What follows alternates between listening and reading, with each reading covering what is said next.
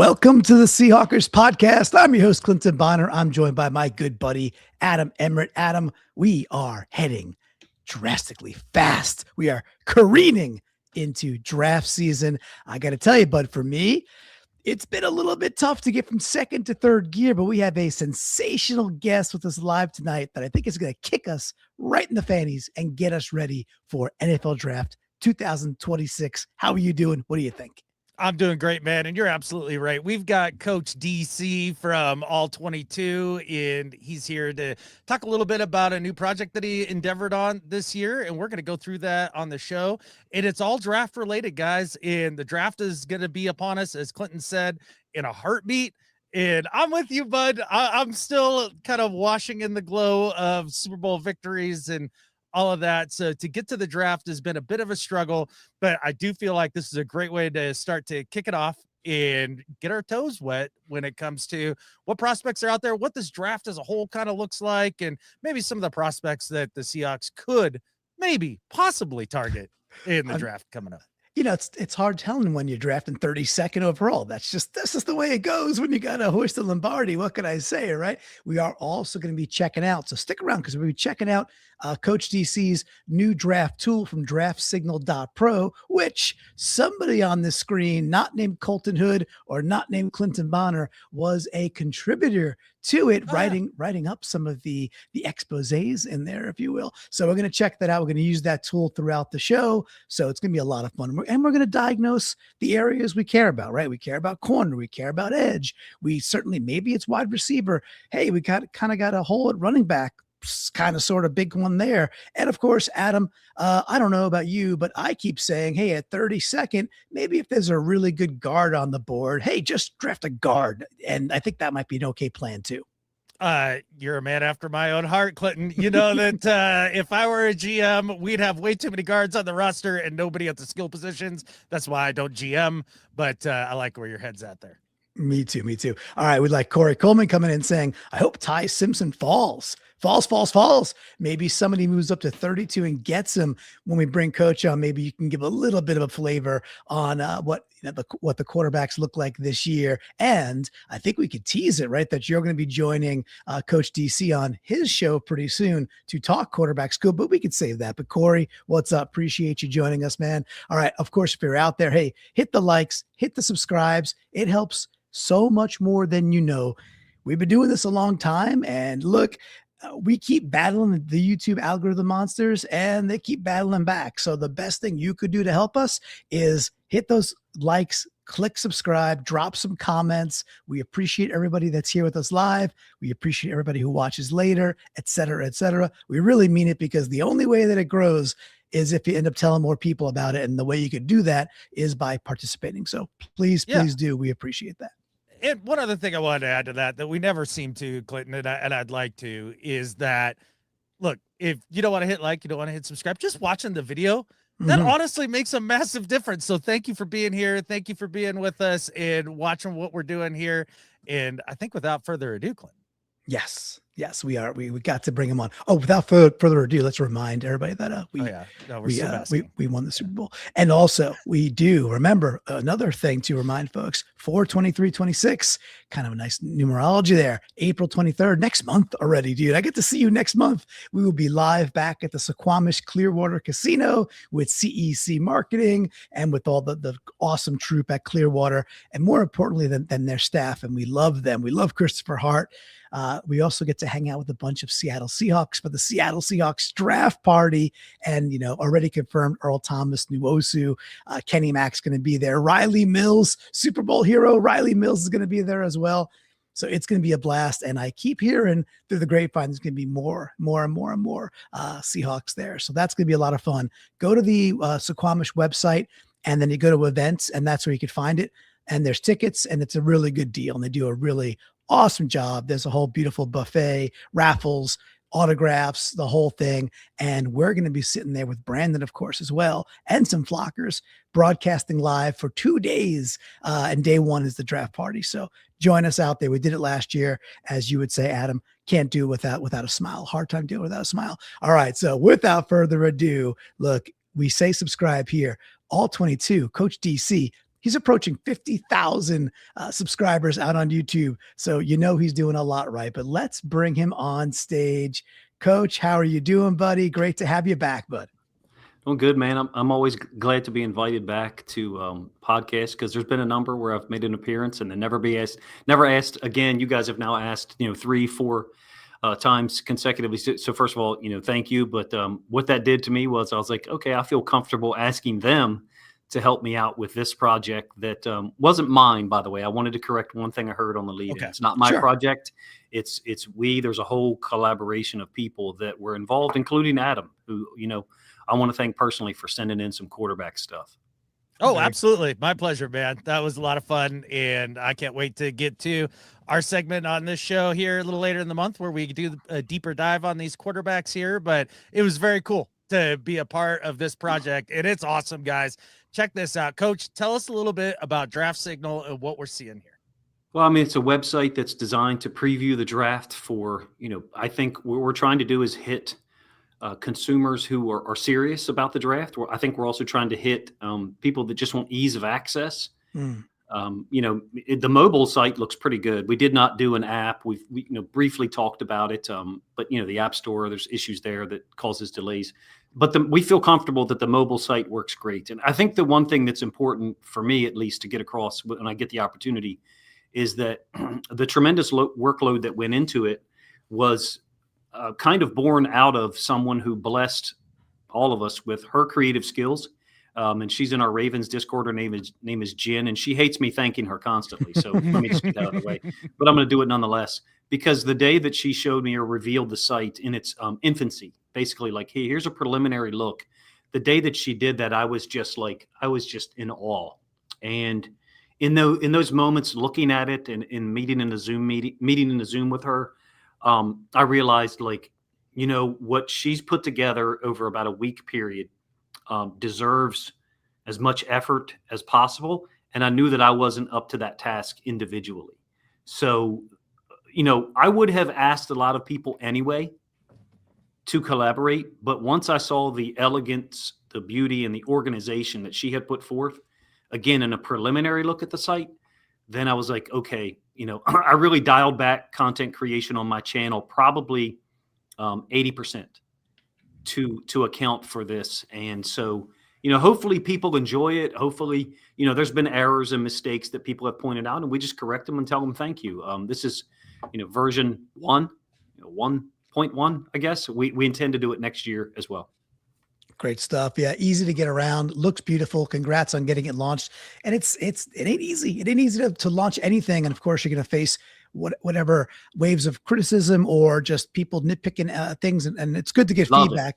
I welcome it. And we want to use it to trim the fat, or trim, the tree as need be, and make it as efficient as possible in presentation. We had a couple of hiccups that were pointed out this week by people on the site, and we're very thankful for those things. We want that. I don't consider myself a professional with this, but we're aspiring to give a professional appearance and navigation, and hopefully enjoyment. So thank you guys for letting me talk about it and for exploring it on your show.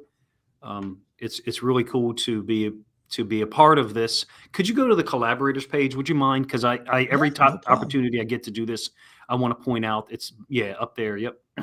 Look at that. I knew where to go. You put a hamburger in the top right corner, I know where to go. Perfect. All right. So we got our collaborators here. Cool. So you got the whole list. And of course we got, you know what? I'm not sure I knew your last name was Coleman. I think I knew that, but we've been calling you Coach or Coach DC for a while. So we're all learning together live, which is kind of cool. We got Jake from Judge Baltimore, Edgar Allen. That's got to be a Ravens fan, obviously, right? So just for me, it was important to try to funnel or drive engagement to, if someone reads an eval like Adams of the quarterbacks on, let's say, Fernando Mendoza, and they want to know, okay, who is Adam Emmett? Did I pronounce it correctly? Sorry. Yeah, nailed it. Yeah. So, who is he and how can I find him? Of course, it's very difficult to find him because he's living in like 1987 over there. But 1887. Yeah. But we just wanted to, officially provide some measure of thanks and to people who collaborated. And I felt like, I think I asked 21 people for help because I just didn't know how many people would contribute. I thought, hey, if I get 3 or 4, And lo and behold, we ended up with 12. And so, I think I think there was a convergence of people who wanted to share their opinions and maybe experience with the draft and this opportunity. So, that's just whenever your own selfish interests and other people's perhaps selfish interest align, then beautiful things can happen. So we hope that this is fun for people. It was a lot of fun and a lot of work and a lot of sleepless nights. Cool. Well, it was all worth it, because if this isn't your go-to for everything draft, when you're looking at prospects and all of that here for the next month, as we salivate what may happen with the 32 pick, I don't know what to tell you, because the site's amazing. All the collaborators you saw there, -1, are stellar, and we all know who the -1 is. And I'm just jacked about this, and this is going to help me a lot as we go forward here. So, Clinton, where'd you want to start with this year's draft here? Because do you want to start like 10,000 foot and be like, hey, where are positions of strength, or did you have places you want to zero in right out of the gate? I think let's zero in. I say we go right at it, because I think we've all heard at least enough of the Field Yateses of the world and those types of folks saying like, hey, there's lots of corners, there's lots of wide receivers, there's a decent amount of linemen, and kind of a lot of mid and maybe a really weird draft if you're like in the top 15 or top 20 versus maybe having a lot of picks spread out. Now, Seattle is neither, because coach, when you win the Super Bowl, it's a burden that we have to have as Seahawks fans, but you pick 32nd. We also made that trade for Shaheed, who we brought back, which was huge. So we don't have, him and DeMarcus Lawrence. That is beautiful. Like, you've already won the offseason in some ways, in my opinion, by bringing 100%. Those two guys back. I think that those are the big things. So I think we could just dive in, and we were going to hit up cornerback and hit up edge. We do want to talk running back, and then we do want to talk about guards. I'd say let's go in that order. I don't necessarily think that's the order Seattle should look at. I'll give some reasons why, but there's a lot of froth around. Hey, A, there's lots of high caliber corners in this draft, and B, well, Seattle just lost Woolen. We did re-sign Joe, but a nice contract, and the depth at corner for Seattle is weaker than it's been in years past going into a season. So why don't we start there, Coach? Of the cornerbacks in the room, we'll start looking at them. If you go to player lineup, if you go to top player profile, sorry. No problem. Sorry about that. Then you can filter by corner, and we could see just a little headshot of them, which might help people watching who don't have familiarity. There's a lot of them. I mean, I know those headshots in that text is kind of small, maybe on the screen. Sorry for that. I could zoom. You're talking about 32, right? Yeah, well, that's us. Yeah, we're 32 or 64. But yes, who's on the board? Who do you think's still on the board at 32 is kind of a good place to start? And who would be awesome if he falls to 32? Maybe that's really cool. Like, hey, if it gets to 32 and this dude or dudes are still there, who should we be kind of salivating for? Maybe some of those wishful cases, and then maybe a realistic one or two. Mansour Deline is out. First of all, he's a Maryland guy. Archbishop Spalding. There's a ton of talent from the Maryland area. I intend to do a video about that at some point. So it's just shocking. Avion Terrell is your guy as far as a Seahawk, in my opinion. Forces a ton of fumbles. He's got like the touch of death as far as the football being around him. For people who want to peruse the site, we're not going to, or Clinton's not going to click on the film for obvious reasons, but you may when you peruse the site, draft profile or draftsignal.pro. And if you go to player profiles, it's very easy to navigate to the cornerback position. And what we tried to do was give game film. You can see on the left is game film versus Syracuse, which, to be honest with you, for Avion Terrell did not start out great. They had him at the nickel position, and he had some losses in there. He's more fit as an outside corner, in my opinion, which is really, I think, what you're probably talking about, right? Witherspoon can move around and kind of make things right personnel-wise, right? Yep, for sure. I just don't know about Terrell being there at 32, but I know some people have him on the board still until, 35, 36, 38. I'm comfortable with any of those projections. He's a Seahawk with the way that he plays. That's a 32 guy. Chris Johnson, super talented, more of an off-coverage corner with pretty good length. I think he's just outside of – he's a San Diego State guy, right in the middle. San Diego State guy who stayed there and had opportunities to leave via NIL that you would well, I mean, depending on what you know about it, they had to be 7 figures for him to leave. And he stayed. I'm sure that San Diego State matched it, though, right? It's not like San Diego State said, oh, you can come back for $0. No. They're matching some portion of it. So, it's not like the guy is completely altruistic. He took money to stay. I think D'Angelo Pons is a Seahawk as well, but you've got the height issue, and he would be like a 64. Chris Johnson. Let's pick up on Chris Johnson real quick. When you're saying, hey, these guys are Seahawky, for Terrell or Johnson, what style of play? We see tackle well, extremely physical. I think Johnson's a little more inconsistent as a tackler. Julian Neal is a Seahawk type guy as well. I guess for Johnson specifically, which is what you asked me about, he plays off coverage. He majors in off coverage. And, as you know, Mike McDonald wants his boundary side corner is going to play a lot of man. Well, you got that guy, Josh Jobe, right? And there's going to be a lot of press man there. The field side guys want to give the same look or similar looks pre-snap and then morph or shift into different coverages post-snap. They want to, confuse the quarterback, right? And so I think Chris Johnson and Avion Terrell are different guys. Terrell is a little bit more press man-ish, but I think he's also got pretty good zone instincts. Chris Johnson is a off-coverage / zone savant, in my opinion. So got some length, pretty quick testing there. The questions people have about him is, didn't play against an extremely high level of competition, obviously at San Diego State. Okay, got it. We do have a question here. Bit of a, it's a curious question. So let's see if there might be a player or two out there. But Jason Turner asking, are there any wide receivers out there, wide receiver converts to cornerback that, Seattle's had a penchant for this in the past. Anybody come to mind, anybody in the college ranks this year that was a convert, maybe played in high school or played it halfway through college before becoming a corner? Anybody that you know of? There is someone in this draft who played a little bit of offense and defense. I'm struggling right now to remember A, who that is, and B, whether we have that player on the board here on our site or not, to be honest with you. But I do recall that being included in some of the evals that we had. I just don't know that I printed that one. You're going to have to give me a little bit. No worries. That's okay. It was a very particular question, but I think it's a fun one. And we had that kind of history. Adam, cornerbacks, what are you looking for? And are there any other names up here that you've seen people talking about so far that you want to, pick coach's brain about? Well, one of the things that I always find interesting listening to John Schneider in draft season is he talks about players, not in terms of like what round they'll go in. He talks about them in tiers, right? So there could be 3 tiers just in round 1, in his opinion, randomly, like whatever it is. If you were to kind of look at this group of corners with them being so many here, Coach, how many different tiers would you say that there kind of are here and kind of the draftable guys? And like how many would you say is in tier 1 and then maybe in tier 2? Because those would be maybe the guys you're looking at like 32 and 64. Yeah, that's a cool question, first of all. And as far as Schneider looking at it that way, I kind of am intentional that I don't listen to stuff even about the Ravens, I'll be honest with you. So I don't hear stuff like that, but that's a really cool conceptual way to look at it.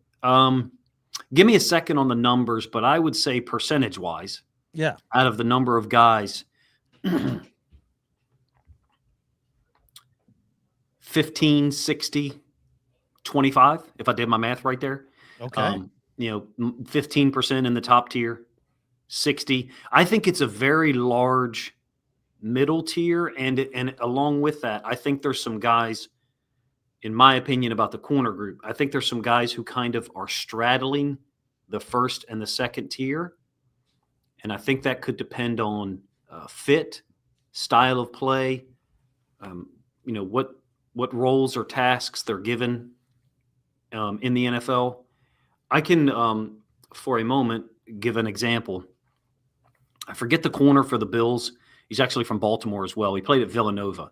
And I'm not a huge fan of him. I forget his name. He's number 47. So if somebody wants to look that up, great. But got a great reputation, plays extremely hard, and he's in line for a big contract from the Bills or someone else. But, again, was Villanova, I think like a 5th or 6th round draft choice. To me, I see a whole lot of those guys at corner in this draft who could be big I don't mean top 5 corners, but I mean who could get a big contract after their first 4 years in the NFL. Thank you very much. Appreciate that. But I should know that because he's another Baltimore kid or young man at this point. I see a lot of those guys in this draft. Some of them are not, they're from, the SEC or they're from the Big Ten, but reputation wise, they're kind of clumped together in that 60% group that I gave. So I don't know how the numbers work there for percent in terms of what we have. I would say, Terrell Johnson's a bridge between first and second round. Colton Hood, super talented. You guys know that. Jermod McCoy, if he came out after 2024, he's going to be a first round pick. He probably still could be this year, but you got the injury. Mansour Deline, obviously a first round pick. So what do we got there? Did I say 5? That was 4 or 5. But McCoy's the bubble one, but because of the injury, and have been hearing. So parking on McCoy for a second, but if that's that first tier, and then there's a kind of a fatter or wider second tier, McCoy is interesting again because of that injury. But the type of team that would traditionally take a player where like they can be patient is a Super Bowl winning team or a team that has a pretty darn good sound roster and can be patient with this pick. There's always this debate about BPA or filling a need. And I believe, the truth is usually somewhere in the middle. You take a BPA, but you are trying to fill a need. It may be 2 or 3 years down the line, but you're looking at your roster. Talk about McCoy for a second.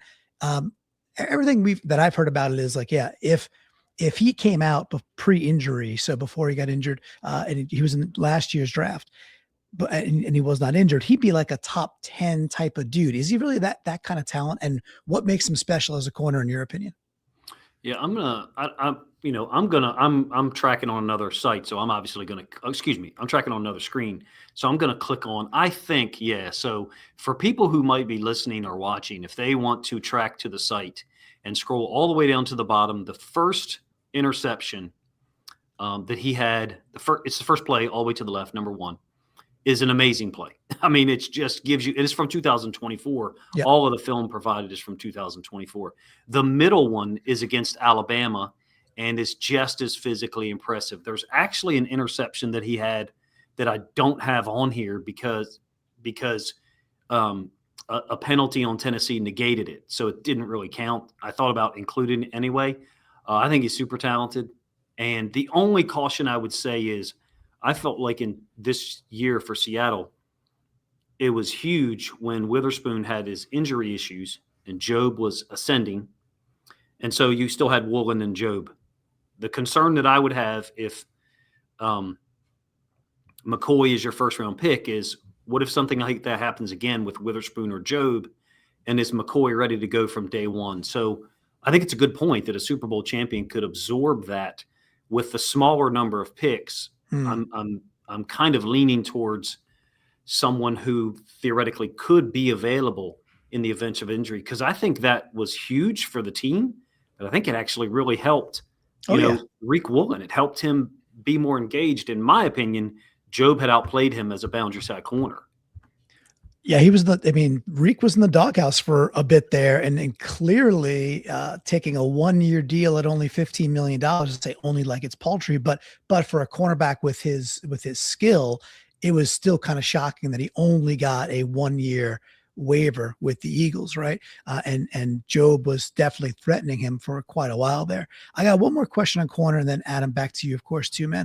So that fat middle, let's say we don't go 32nd. So we're looking for a second or third rounder, whether we move up a little bit here or there, dance a little bit from 64 or the late third round pick. Who in the middle would be like, okay, if you still walked away with this guy, Seahawks fans, you should be delighted. You got a heck of a baller. Is there one or two in that fatter middle you were talking about? You want me to go first on that, or? Oh yeah, yes, you only. I haven't even got into corners yet. Yeah. Julian Neal, he's marketed as a boundary side corner, played somewhere else besides Arkansas first. I can't remember exactly where it was. I think first of all, they lined him up. Sometimes it was right and left. So it depends on what the hash the ball was on and whether he's to the field or the boundary. So like, for example, Jake's evaluation right there literally says that he's a physical boundary side corner. I'm not saying that's inaccurate. I think that's probably where he projects in the NFL. You guys have got a great one. I'm a big fan of Josh Jobe, and I'm glad they brought him back. I hope you guys are too. We are. I think Julian Neal could merge between those two roles. I don't know that Jobe is a guy who could transition to being a field side corner if, some injury did occur. So a guy like Julian Neal would be, to me, second, third round guy. My suspicion is there's probably a team out there that's higher on him than most projections have Julian Neal, which I don't even pretend to know where that is. All of our work and time went into this. So to an extent, the projections you see on the draft board is just our thoughts. It's a little independent and maybe out of left field. I like Julian Neal there. Devin Moore from Florida as well. Will Lee would be an interesting one later in the draft, in my opinion, because he is a boundary side corner. He is a guy. So he would be your Jobe backup. And in case there was an injury, then theoretically Will Lee could step in. I don't think Will Lee is ready for that right now. I think there's some things there that he'll need to clean up and improve on. I'm a big fan of D'Angelo Pons. I know that the size is an issue. You're probably out on nickels, right? Nickel DBs. Oh, I think so. I think we're full up there on the minute for the moment. Yeah. I understand that. If a guy like a Treydon Stukes from Arizona is around at 64 and you haven't gone corner yet, 4-3-3, ridiculous ability to play nickel and move back to safety as well. Certainly that would cause some issues, but with him and Manwari. But in these scenarios that I'm talking about, 3rd and 8, which you want to be in as many 3rd and 8s as possible this year. Again, Manwari is your dime linebacker, and Stukes could be your nickel. Last year, of course, they did it with Woolen being the field side corner, Jobe into the boundary, and Witherspoon sliding down to the nickel to the field. So I think Treydon Stukes is one to keep an eye on. Great size, great speed, and the film is fun as I don't know what to watch because he's got great hands and he turns the ball over. So I don't know if I really answered your question, to be honest with you. No, I think we got plenty of answers in that middle ground. Just this to me is, for me personally, and hopefully for our listeners, and Adam, I think I can speak for you here a bit too, just the kickstarting the illumination. I mean, we got some flockers that are every single day, like Josh DeHuman comes to mind. Like he's a draft huge, he loves the draft. He's a huge part of our community. He's always putting mocks out there, and he really is getting ahead and he's into it. And we know you had Dan, you were on with Dan Viennes, or Dan Viennes on with you very recently.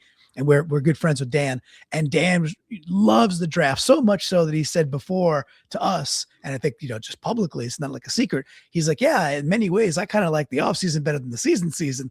And I enjoy the off season, but for especially me, now. I'm just, the season for me is a lot more fun. So this is just education. Like we said before we were getting on, we're going to be caution you. Don't rely on me. I mean, well, let's be honest. I mean, I did 45 or 47 evaluations that I would feel confident in. I just, at a certain point, was like, okay, I'm not going to be able to do 120 because it's going to be 120 half-assed things done. There's people who do it, and I'm not saying that they're not good at it. For example, Jason, who's a Ravens content creator, Huddle It Up Films is his YouTube, and he doesn't have as many subscribers as I think he should. I will tell you this. He does the best draft stuff out of anyone that I have ever seen. Now, it's Ravens-centric, but it's very complete, and he can tell you, a reason why a player's ranked in a certain spot. So I wouldn't rely on me. And by the way, whoever your draft person is, I would welcome him emailing me with any feedback on our site, people that we have, in the wrong spot. As far as corners go, I understand saying that you're out on a nickel, but Treydon Stukes is one that I keep coming back to for the Seahawks, for the Lions, and for the Ravens. He's just a guy that I see as an impactful player from day one, and I don't think I think he's there in the 3rd round. Where in the 3rd round, I'm not sure. But 4-3-3, tested laser, obviously, and good size, great ball skills.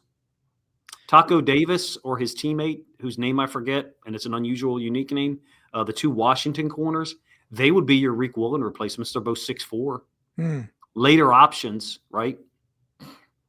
Dang, big dudes. Yeah, 6'4" for sure. And going back to the nickel, like, yes, I don't think we'll be shopping for one either, because we have the chess pieces that we do have, very, very luckily that we do have them. However, we are in, speaking of nickel is basically our base, and then we're in nickel and dime all day long, right? This is what we do. We put lots of these different bodies out there because we could stop the run with our front four, and we can get pressure with our front four, and then McDonald's scheme. So, who did Bryant sign with? Which Bryant? Bears. I'm sorry. Kobe. Yeah, yep. Kobe's with the is now a Bear, and he got pretty good money. Good for him. Stooks is a guy that plays, safety as well. So that's an interesting. I think that's a great fit. I didn't really connect that. I would love to see him in Baltimore or in Detroit, but I feel like for you guys, for his availability, I could be wrong. Maybe he's off the board at 65. Maybe he's off the board at 70. But with the depth that's there at so many other positions, edge, safety, tight end's crazy in this draft. I wonder about Stooks being. What's the third pick for you guys? Is it typical 96? Yep, I think we're right in line with our first three, and then we take our break because of the Shaheed trade. Would you guys be upset if they didn't take a corner in the first 2 rounds? No, only because I've watched John go and pluck dudes off of practice squad and of some other team, bring him in and have them play good football. I mean, Job is a fantastic example of that, right? Yep. A guy that was kind of forgotten about with the Eagles and let go, and here he is and thriving. Or we even saw Kendrick come in and play good football for a minute there for us. So Okada. Okada. Yeah, exactly. From Montana State. Right. So with all of those types of guys that John seems to be able to pull out of the ether of a lot of the different position groups, if we didn't end up grabbing a corner, I feel like they can scrounge somebody up. It just seems to be something they're good at. Yeah, and also to be honest with you, you guys have got 2 years. One of them historic, obviously a Super Bowl win, but you've got 2 years with McDonald. I've got, those 2 years of watching, from across the country. But then I did track him at Michigan, the 2 years in Baltimore. He has a way of, in my opinion, elevating corners by putting them in the position to succeed. And another Maryland guy, but older, Ronald Darby, played extremely well in 2023 for Baltimore. The 2020 Ravens defense, we had a post ACL injury of of Marcus Peters, who was on a historic pace interception wise before his ACL injury in 2021. And he did play well, and of course he went to the Raiders and he's out of the league. My point is, I think to Adam's initial attempt at it was that McDonald's defense seems acutely able to raise the level of play for outside corners, especially maybe by protecting them sometimes. So maybe you don't need to go as corner as early as maybe we were thinking. That's where I'm in a similar spot as Adam is, that there's this drum beat that of course we're going to take a corner in the first 2. It's deep and we have a need. And I've seen, and not just McDonald, I've seen Seattle pull Carroll having the whole 14 years here, and then rolling over with McDonald, just seemingly being able to pull dudes in. There hasn't been really a time that I could remember with it between the Carroll and the McDonald era so far. Yes, there were good players and good defenses, of course, a couple of historic defenses bookending this era so far, these 2 eras that are colliding. But even in the down years, cornerbacks were solid, and we had different interchangeable pieces coming in and out. Adam, like you were saying, that were found pieces that were really quite good. So high level of confidence that even if we don't draft, there'll be a player or 2 that surprises to the upside in a real positive way. I think you will. I just don't know if it'll be round 1 or 2. I could be wrong. It could be one of those 2. But I would say that I have a pretty high level of confidence that between the first 3 picks, they'll take a corner. Cool. All right. Well, we'll be looking for that for sure. Adam, would you like to go to edge next? We were talking edge, running back, or our guards.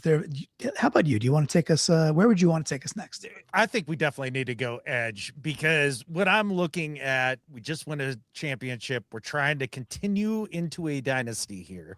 The number one thing that's going to help Mike Macdonald do that over time for the next 2-3 years is a strong defensive front four. That's what he hangs his hat on, and you need those sort of players. And with DeMarcus Lawrence getting a little longer in the tooth, it looks like he'll be back for this year.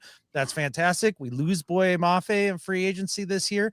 I feel like edge, or even going back to the interior defensive lineman would be awesome. So let's talk a little bit about the edge group, because that seems to be the more obvious one. There are so many of them. I mean, you can Clinton, if you wouldn't mind, while you're clicking on edge, just also click on hybrid linebacker edge. I was kind of being silly there, obviously.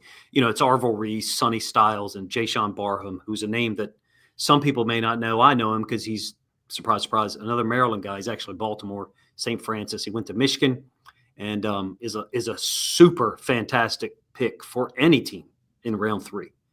Is an A-plus player there in round 3. In my opinion, experienced inside linebacker. They moved him to edge at Michigan this past year, and just plays like his hair is absolutely on fire. I like him. What I really like in this edge class is the group of players that will be taken from 40, 45-ish to 60. Okay. I could be wrong. Maybe it starts earlier. I think you're going to see at some point in this draft, I think you're going to see something like this, like a 15-pick stretch where 7 or 8 of those guys taken are considered edge defenders. All right. So that's an interesting sweet pocket spot right there. Yeah. Certainly, because obviously some of these bigger names, Sonny Styles, and Reese is going to go super high, and who else? Bain, Bailey. Yeah, Bain's going to be gone before we're sniffing a pick. So in that 45 to 60, and yes, we're at 64, but obviously, John Schneider is very, very active on draft day. So what would be the absolute coup for the Seahawks if there's 7 in there and you could pick one for the Seahawks, right? Like, hey, top dude that you think is at the upper crust of that kind of tier 2, as Adam was saying earlier, who would you put there? Be like, if Seattle gets him, y'all should be dancing. You're talking about 64, right? And again, with a little bit of wiggle, let's say we move, let's take that out of the equation, but like maybe we make a trade and we move up to 55, or even trade back out of 32 and you have a couple second round picks. Cause I think that's probably more the scenario. I think this is a low percent name to even mention at 64. It's kind of disrespectful of me to do so. Malachi Lawrence should not be there. Too good, too talented. He's got a lot of pass rush moves. But he's a name that is out, like you asked me about the tiers at corner, right? Mm-hmm. I would say for the edge group, Malachi Lawrence is probably a guy who's got he's starting to walk through the door between the second tier and the first tier. And, he's probably at some point a year from now, he's probably going to be in that first tier. I think he's got great talent, great size and length, got a pretty good get off. He's not slow off the ball. His outside moves, I would say, are advanced compared to a lot of other guys in this draft. Like, I don't like to denigrate, but I have to make comparisons. Yep. Malachi Lawrence, his pass rush moves, his hand strikes, his timing and accuracy compared to Zion Young and Keldrick Falk, 2 guys that are going to be taken far in front of him, night and day difference for Malachi Lawrence. He's far advanced over those guys. Falk is a different player. He's a, tweener, like a 4-eye type guy, D-end / outside linebacker. People are still going to call him an edge. Keldrick Falk is like a lesser version as far as athleticism of like a Trayvon Walker. But he's bigger in some ways, longer. So for me at 64, this is kind of outlandish. Malachi Lawrence shouldn't be there, but there's 3 guys from the Big Ten who I think fall into what you're describing. And I think they probably are gone by the 52, 55 range. Derek Moore, Michigan, Gabe Yakas, depending on, I've heard it pronounced different ways, Illinois. And then Denai Dennis Sutton, who I have to mention one more time. He's a Maryland guy. He actually played high school with Mansour Delane. I'm wrong there. It's a different player. Denai Dennis Sutton went to high school 10 minutes from Raven Stadium, so he's already had a top 30 visit with them. He's a great pick late in the second round for anyone. So if you were to get someone at 64, realistic best case scenario for me, I'm partial to Sutton because I saw him play in high school, and Gabe Bacchus is very interesting. The strength, the wrestling background, the physicality, a little bit of a lack of pass rush moves compared to a Malachi Lawrence or like an Akeem Mesidor. I mean, Mesidor is like, he's like a second-year NFL player with his moves. He's that sharp. I'd say Gabe Bacchus. Okay, so a couple of options there. Adam, any one of those you want me to? We're on DDS here. Dennis Sutton, and I love hey, we just lost Boye Mafe, maybe we can go get a younger, cheaper Boye Mafe. But of the ones that Coach was circling around, any ones you want me to dive into, or questions you got for Coach about like, I guess, the nuances or differences between these dudes? So what I like when we just were reading Dennis Sutton's little eval there was rugged was the first word. And what really strikes me when I watch Mike's defense is that I think he values being able to set the edge and play the run so that you can then earn the right to rush the passer. We've all heard that, right? 1,000 times. So of these guys that we were talking about here, Coach, which of these guys would you say maybe is more rugged / a run defender first and foremost, rather than maybe a pure pass rusher?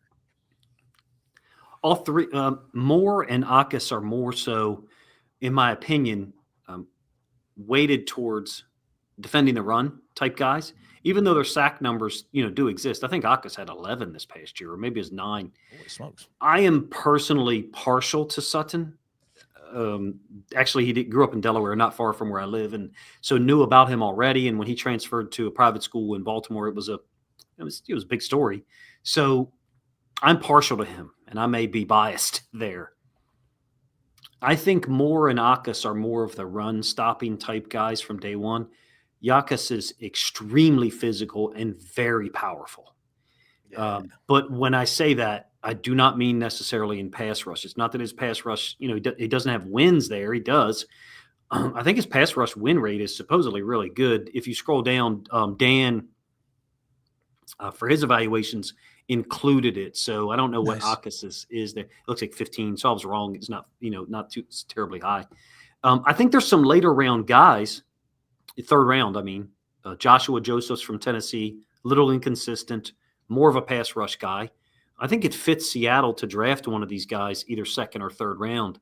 I don't know that the difference at 32 versus 64 is going to be that large for the edge. The difference between 32 and 55, because I don't know that these guys are there at 64, to be honest. Okay. So that pretending that one of them is, I don't know that the difference is that big, unless it's a Malachi Lawrence at 32.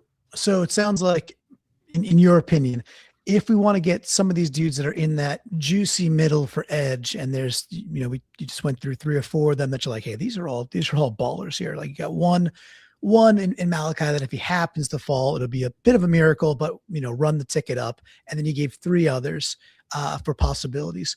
So if you want a super physical run stopping guy at 32 and he's there, Zion Young.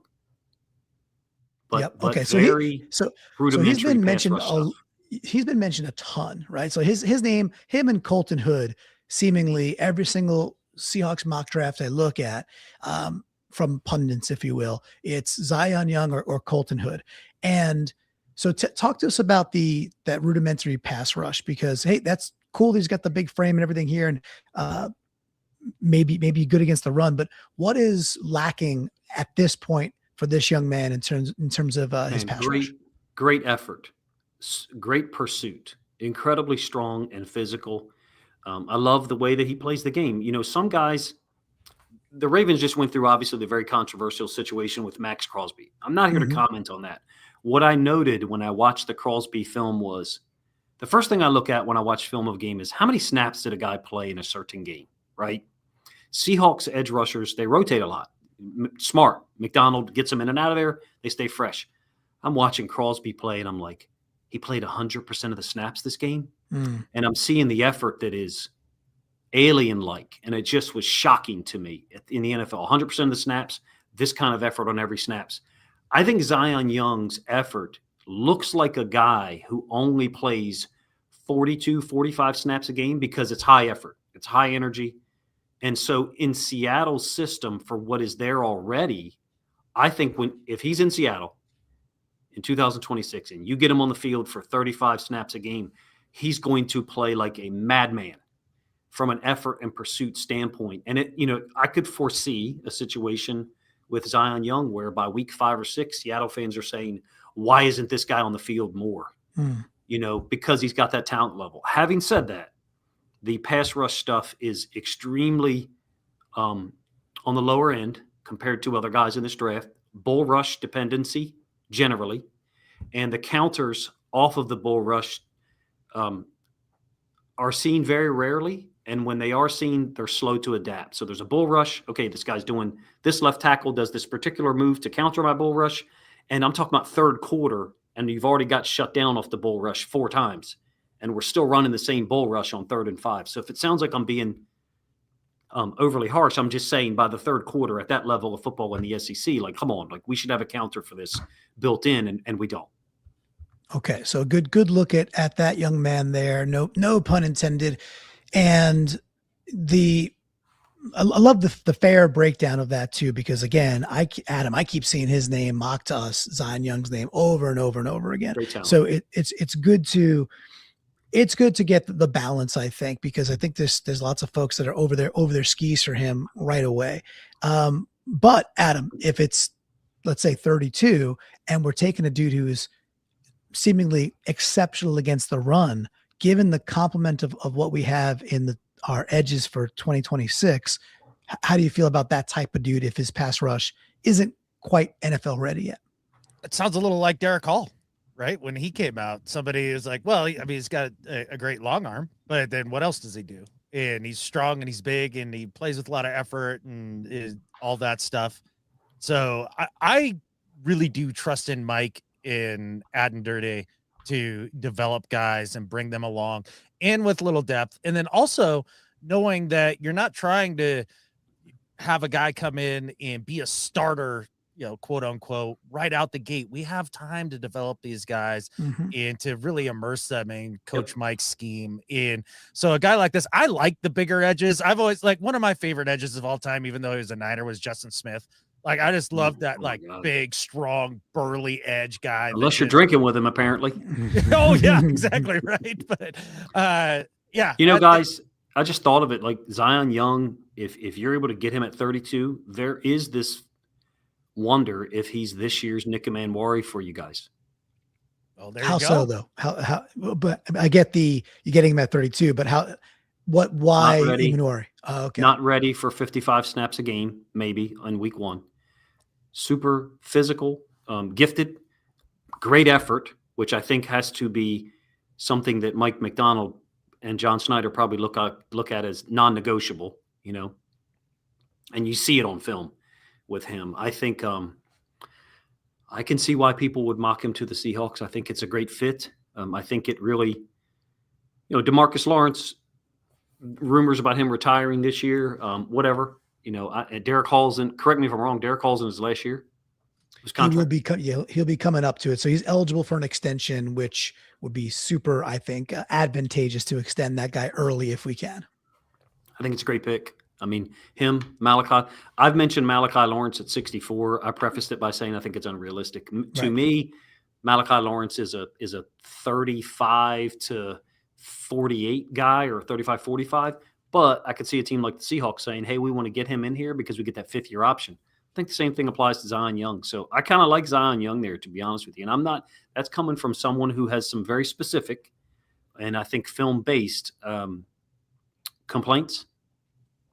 But you don't see Mike McDonald football players not being able to adapt or adjust in the third quarter.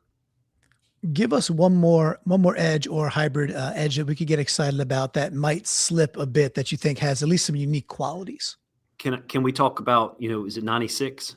Sure. Yeah. 96. We don't talk about anything after late third and then we have that void, but whatever. This is draft day. We're going to move around a little bit. So There's something about TJ Parker's 24 film, 6 forced fumbles, 19 and a half tackles for loss, I think 11 sacks, something like that. The 24 film was spectacular. 25, not so much. But Peter Woods, first-round defensive tackle, same thing applies to him. Right. Yeah. Avion Terrell, Clemson, played well in 25. I think he's going to be a first-round pick. There are some things that show up with that Clemson defense in 25 that's kind of like, I don't know what's going on. Right. And so, I think Parker's a talented guy, and in the right place, he could play from day one and have an impact. But there's people out there who say, I watched Parker's film and I don't like him a whole lot.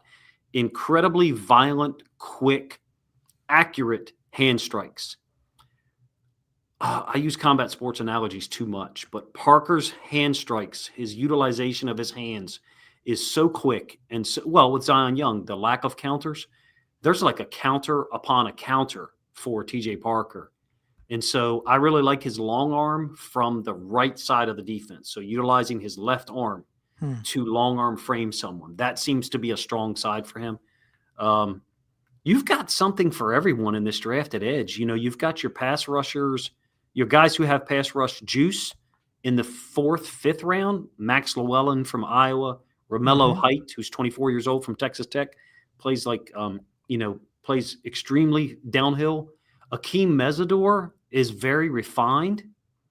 I'm going to give you a name that maybe people aren't talking about, and I think someone is going to draft him, and I think in his rookie year he's going to set the world on fire, and it's Jayshon Barham. If you run power to his side in the first quarter and the coach calls it again, I guarantee you the fullback on that kickout is not happy about that play being called. Jayshon Barham plays like he is pissed off at the world, and he was an inside linebacker at Michigan, and this is where it links to the Seahawks. I know that they did bring back Drake Thomas. Jayshon Barham was a will linebacker at Michigan. They turned him into an edge defender, and he did still kind of vacillate between the two this past season at Michigan. For me, with the Michigan connections between the Ravens, Seahawks, and the Lions, same state, right? I could see Jayshon Barham playing extremely well for any of those teams or whoever picks him this year. He's a hidden gem. I think actually he's not so much hidden anymore. Everybody's talking about him. Well, I tend to like players coming out of Michigan. They play football a certain way there, and it's usually pretty darn good. Adam, of those edge dudes, any other ones you want to ask about, or names you heard from Coach, or you ready to move on to a different group? Well, I'll just say the Barham discussion was exciting because when you talk about that sort of versatility, that's something that screams Mike McDonald to me, because he's always dropping dudes and rushing. He has so many different plans for each guy on the field that he could be an interesting fit. But with all that, yeah, there's good coverage of the edges here. Let's talk a little offense, though, Clinton, because we have been all defense. Not surprising, coming from some Seahawks fans and a guy who covers the Ravens more than just about anybody, and that we'd focus on defense. Let's talk a little bit about running backs. These are the guys that I'd say when you listen to a lot of the national guys, they talk about them as like, well, there's one guy who's awesome, and then there's everybody else. And I'm not sure that that's the case. When I look through them, I'd be curious what your thoughts are here, Coach. I agree. I feel like running back most years, you can draft a running back in the 3rd round, and then, he's a good player, great college film, and he has an impact in the NFL. But there's always, it seems to me, a couple of running backs, maybe more, 2 or 3 or 4, that are drafted in the 5th, 6th, sometimes even 7th round. Isaiah Pacheco. I know he's fallen off the last couple of years as far as production, but he set the world on fire in Kansas City initially. There's a lot of running back talent out there. This year's group looks weaker. I get it. Mike Washington film for Arkansas doesn't look great prior to last season in Arkansas. I understand that. Max Bredeson's a fullback, by the way, from Michigan that's included there. Our running back group is light here. It's not light because we made decisions. It's just one of the positional groups we got to last. So there's a couple of other guys to still be added here. I do like Jonah Coleman. I think he's got some skills, some underutilized skills maybe. It's one way to look at it. I don't know about you guys, but before Kenneth Walker III made his memorable, historic, whatever you want to call it, run late in the regular season and then the playoffs, there was a part of me that thought the Seahawks would be going running back earlier than, and that's before Charbonnet's injury and before Walker left. So now I think it pops up as a severe need. I'm forgetting something. What have they done to address it in the offseason? Well, really not so much so far. We just signed Emmanuel Wilson, who's I think he's quite a nice player from Green Bay. Packers. From the Packers. And it's a $2.2 million contract. So you get him for 1 year. He's a UDFA who has success with the Packers. And he was kind of just surprised to the upside. And Packer fans really like the guy. And he runs hard. To me, he's like, and we discussed this a couple of pods ago. To me, it's like, okay, if Charbonnet is dinged, and he clearly is, he probably won't be back till like maybe Thanksgiving. And then how do you come back from a knee? Sometimes it takes another full year to actually get back up to speed. And speed isn't Charbonnet's game to begin with. But if you were like, hey, could you find an NFL a cheap version of Zach Charbonnet? I think Seattle did. I think that's what they did with Wilson. But they let K9 go out the door, and we run wide zone, which you've been on with us covering in great detail. So right now I'm between Halani and Jacardi right. Yeah. I don't see an answer yet. That's like, yeah, we could run the same type of offense that we saw down the stretch that was K9 dependent. So I think that void is very, very real still on the roster. Jadarian Price would look great in Seattle, in my opinion, but I just don't. To me, he seems like an in-between guy. And what I mean by that is you're probably not going to draft him at 32, and I don't know that he'll be on the board at 64. Well, I think parking right there, and Adam, this is one of the ones that the name is popping up, Coach. Like meaning people are like, okay, well, there is a need here, and he runs a certain style, and Seattle clearly does need a running back. And one more on there is that John Schneider has drafted Kenneth Walker in the second, has drafted Zach Charbonnet in the second, and drafted Rashad Penny in the first with the last pick in the first draft. So there is a history of Schneider being like, nope, I do value running backs, just not when it comes time for second contract. So Adam, if we're sitting there at 32, have you had a chance to check out Price just yet? What do you think so far of this young man? I really enjoyed watching Price. He was an electric player and really did run the ball well. Looked like he was good with his hands out of the backfield. And one of the guys that I got excited about when I started seeing him, I was like, he can do a version of K9 things. Like that's something that kind of popped out to me. I like the James Cook comp. That really does speak to me there. It was him. It was Claiborne, and then Emmett Johnson out of Nebraska were kind of the three that got me a little excited. Now, at 203, that's a little smaller than, say, K9 is at this point in his life, but I still feel like you want something that's maybe a little more of the lightning to the thunder of Charbonnet when he does come back. Yeah, Jadarian Price, first of all, on his profile for anyone tracking it, I think the first video clip is like 5 or 6 minutes long. So there's, it's designed to, quite honestly, it's designed to hold you on the site a little bit longer, right? Like we've got the analytics stuff, and we can see the average, time spent on the site is like, 5.5, 6 minutes or something like that, which is great. We're happy, but we started to put longer video clips intentionally so people could get a better look. But also we want you perusing the site. I like Jadarian Price, to your point, Adam. Maybe John Schneider either says, you know what, he won't be there at 64. We'll take him at 32, or we'll trade back and move back a little bit so that, we can grab him, and, recoup something else. I think, first of all, Josh had a great point earlier about Jason Barham. He said, I like him in 3 to 5. I would say, 3, 4, but I don't argue with people about projections on players. Like, it's silly. You know what I mean? Like it's a range, and he's right on top of that range. So for me, I like Price. I'll give you a name later. Yeah. I'm a little partial to him. Nick Singleton, Penn State, and more of a speed guy, home run hitter type guy. I'm not sure that in the NFL he's a, 16, 18, 20 carry a game guy off the bat, but Kenneth Walker wasn't either, right? I mean, he didn't get those carries until, well, this year, right? Singleton scored 54 touchdowns at Penn State and was a 5-star recruit, came there with a big reputation, and there's still, 54 touchdowns, 9 of them were receiving touchdowns, and there's people who think he underachieved there in his career, 4 years. We've got, I think, a compilation of his rushing on the left and receiving touchdowns on the right. Great receiving skills. In fact, his first one, you're not going to click on it, but the first one that's on the right where he's spot shadowed in red is he's in the slot, and it's a slot fade. So he's got some receiver skills that are serious. I like him later, obviously. Katron Allen, his teammate, is a little more powerful. He's a little Kenneth Walker-ish, if you will. So he'd be a later pick, though. There's a lot of options here, I think, for Seattle, but they got to go. Don't you think they got to go running back at least once here?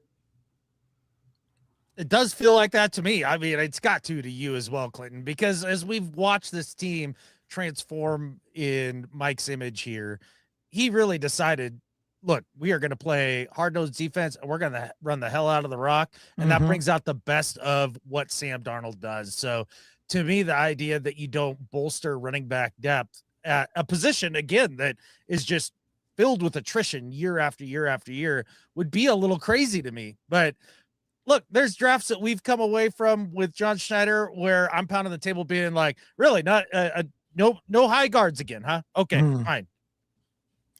Well, I mean, for sure, I think we're going to take a swing at a running back, and I personally would prefer it to be with one of the first 3 picks. And you mentioned earlier some players, Coach, that hey, sometimes you find the absolute gem, 5th, 6th, 7th round. My favorite, I would still put him in the bucket of semi-recent Seahawks, although it's a couple of years removed now, is Chris Carson. And he's a 7th rounder, right? So, and I just love the way that dude ran the ball, everything about Chris Carson. I was like, this guy is exactly the kind of guy that I like running the football. And he was a 7th rounder. So maybe we find a late gem there. Katron Allen, Mike Washington, Coleman's 220. Emmett Johnson gives you a little bit of that. So yeah, I mean, you got options late, I think, here, even though the consensus on running back class here is that it's not very good. I reject that a little bit because there always seems to be running back talent 4th, 5th, 6th round that has an impact in their rookie year. So it just seems like, running backs I know that football has changed, even at the high school level and beyond and below. But running backs are super talented guys generally on every team. I mean, what winning high school football team has a bad running back? None. None, zero, so right? Yeah. I think the talent is still there. It might be harder to find. Number one, maybe NIL has changed it a little bit. What round was Monangai last year? He was pretty dang late, right? Kyle Monangai. He was like 5 or 6. I mean, chat, help us out here because I don't want to look it up live, but I'm pretty sure Monangai was like at least a 5th rounder. And there you go. But like you said, every year there's dudes like this. And how about Achan? He was he wasn't first round, know that. So there's dynamic talent that certainly is there. Now, with all that, I think both Adam and I, we had our level of, hey, there's some price point where just paying Ken Walker makes sense because he's only 26 years old. He's 25 years old, still a young dude because he came out at 21 years old. He's actually had kind of a not a huge workload after getting the ball a bajillion times at MSU. He split carries quite a bit. So the tread of the tires is certainly still there, but Seattle decides to let him test and go get a nice contract. It's going to be very interesting. I think of all the Adam, for me, when we walk out of Clearwater Casino, so that's going to be after day 1, day 2, I really would love to be like, okay, I think I want to be kind of walking out of there being like, okay, I think we got the running back for at least the next 3 to 4 years who could be the complement, like you were saying, the lightning to the thunder. That's going to be Wilson, some mixture of Wilson, Halani, and then when Sharps gets back, Charbonnet. Yeah, absolutely. It does feel like something that is a must. And Coach, it sounds like you feel the same way in regards to that. But I would be interested to hear what you think of Emmett Johnson, because he's not the biggest of dudes. But for me, it was kind of like shades of Shady McCoy. Like that was kind of what I got watching him a little bit. Good player. We've got, I think, significant film of him at the bottom. By the way, I don't know if anybody's noticed it yet, but this is a perfect example because Emmett Johnson actually did testing. Those times load up. The idea is it's a stopwatch function. They load up when you load into the.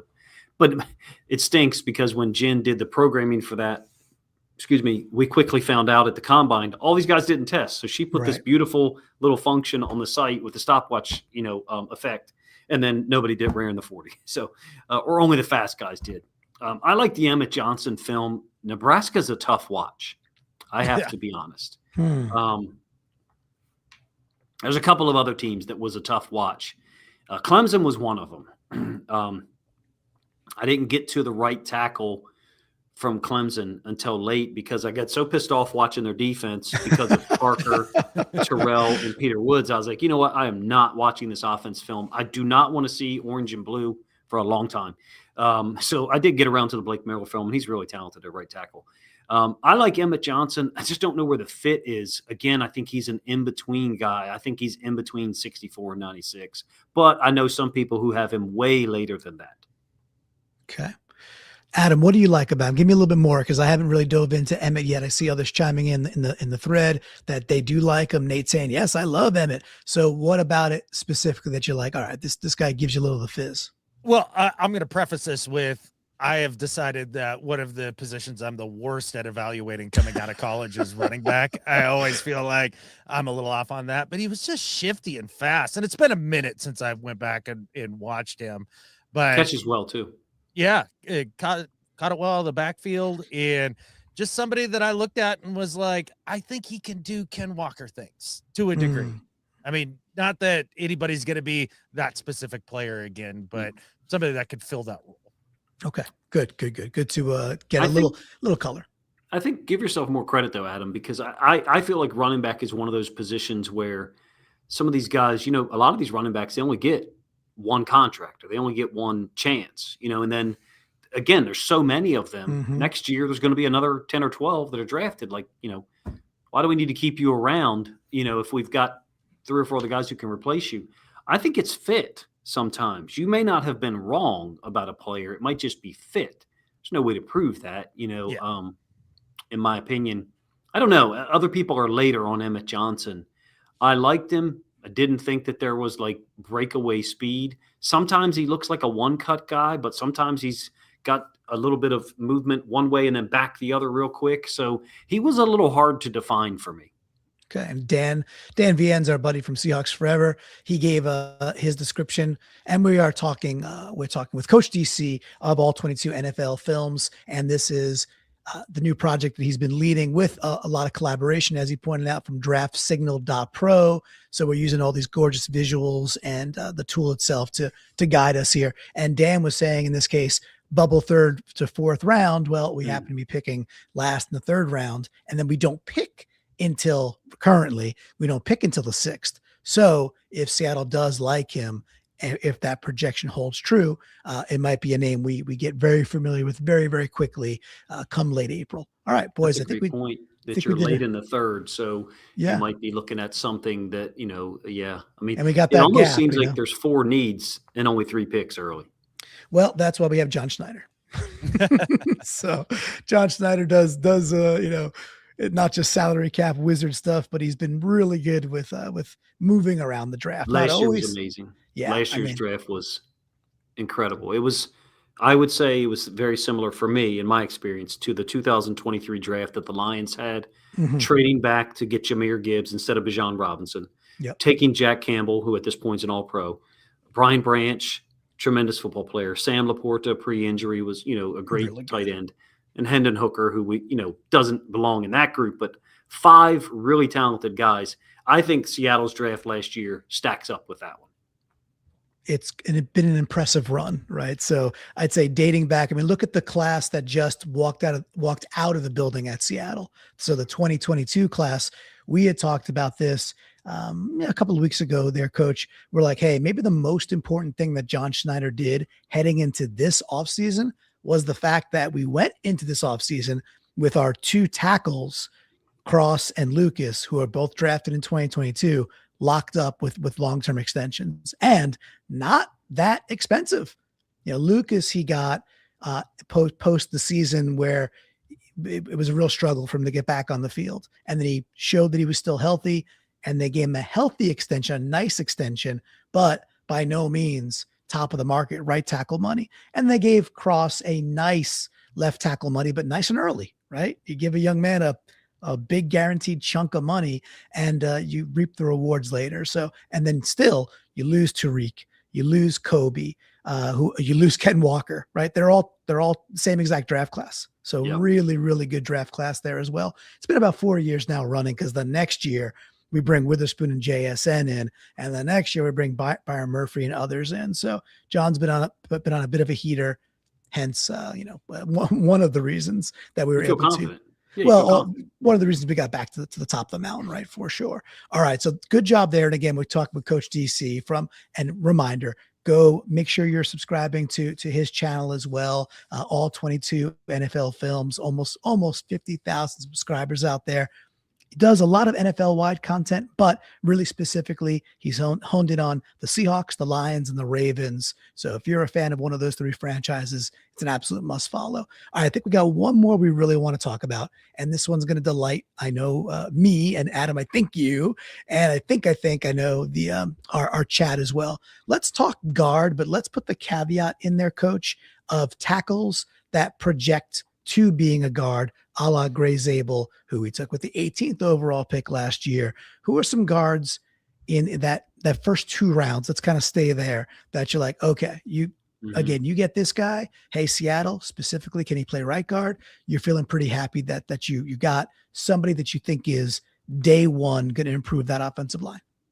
Well, some of the known guards that have played the position are either just before or, again, in between, or even beyond the range of where Seattle would be picking. Like, I guess some fits. I mean, Emmanuel Pregnan from Oregon, if you're interested in taking a guard at 32, he's probably a 36 to 45-ish type guy in that range. I don't know if you saw the pictures today on social media, but people called him a first guy off the bus character, meaning when you go on the road in high school, and if you grew up in the area that I did, when the opposing team's bus stops in the parking lot, there's just going to happen to be 100 people around to, heckle them and talk shit to them. So you have the first guys off the bus crew. Emmanuel Pregnan is one of them. If you want to have some of your boisterous students or even adults who are under the influence stand around and talk shit to someone, put Emmanuel Pregnan off the bus first and see if anybody talks to him. Go look up the picture. It's on Twitter today. So, I mean, he's one that fits for 32. Brian Parker, I think, from Duke, has moved around a little bit, and I think was mostly a tackle, but I may have my guys confused there. So I'm looking at the guard filter. The rest of these guys, Iwane is gone before you pick at 32. Right. Rutledge, round 3-4 guy, in my opinion. Chase Basantis, second, third, probably second, in my opinion. So maybe fits at 64, but I'm going to filter for the tackle class. I don't like that people are talking about Moaga moving to guard so quickly from Miami. I really like him a lot. I mean, yeah, obviously Dunker. I think Dunker is a foregone conclusion.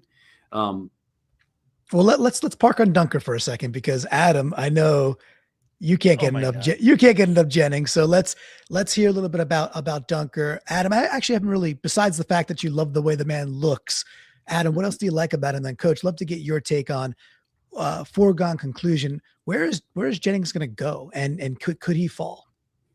Yeah. So Adam, for me, first, Clinton, with that, the number one thing is he's nasty. Like he likes getting in there and just screwing people up. I love that he loves breakfast and he's just making pancakes every single Saturday. That's awesome as well. The red mullet just flowing out the back is amazing. And he just looks like one of those guards, like, go back, maybe not as a dude, because Richie Incognito wasn't exactly a nice guy, but like Jennings Dunker just is like kind of one of those big, just maulers. to me. And not that I'm a guard guru, but be still my beating heart. Like, I'd love to see him right there at right guard replacing Anthony Bradford. All right, Coach, how about you? Yeah. And scheme wise, knowing that we do more zony things, can Jennings and his beautiful red mullet overpower us and play some zone? Three words: Iowa offensive lineman. I mean, first of all, they pass people off in the run game. They're seamless with it. I don't know that I don't see him being drafted by the Seahawks. I'm not saying that I don't like him at all. I'm not sure that he's a guy that the Seahawks go in on one of those first 3 picks. And I don't think that, he's obviously not there the next time you pick. I think earlier I maybe misspoke and mentioned a 4th round pick. So for you guys, so my apologies for that. I'm just not sure that I can see them picking him with one of the first 3 picks. This group, if you had a 4th round pick, is a really good guard class, I think, from that late 3rd round. I think with the edge group, I think I said there's a hot spot, there will be a hot spot of like 15 picks, 7 or 8 of them being edge guys. I think you're going to see something similar, but more dispersed with the guard group, meaning, a span of 20 to 25 picks, you see 6 or 7 potential guards taken in that 3rd to 4th round range. They pass off. They work together very well in the zone system at Iowa, number one. Number two, they seem to major in it, I guess, as well. I'm not saying they never run power. I'm not saying they never run counter stuff. But their players are very well versed in executing it. It's not just that they know the system, they execute it on the field. The center, or the guy that people think is going to be a really good center, Logan Jones, I think, from Iowa, is really good at it as well. They just know what they're doing. And I don't mean to downplay Dunker at all. I think there are a number of good offensive linemen in this draft that are going to be in that mid-3rd round to mid-late 4th round range. And they're going to step in on day one, and they're going to help people. Unfortunately for you guys, your last shot at some of those guys is going to be 96, right? For now. Again, I think we'll do some dancing and we'll find our way. Remember, we have 12 picks heading into 2027 already. That's the projection, at least, right? We got 12 picks with a bunch of comp picks that we have to find out where they exactly fall. And, you don't find that out till later, but we're projected to have 12 next year, which gives Schneider some more ammo/wiggle room to do a little more dancing this year, because we did spend wisely on bringing Shaheed in the building mid-year, and that really changed the trajectory of the team from really, really good to outstanding. All right, so how about some other guards that you do, guards or those tackle prospects you think are going to kick inside? I mean, Zune has been from Texas A&M. I'm looking off screen at the same thing you are, but just filtering.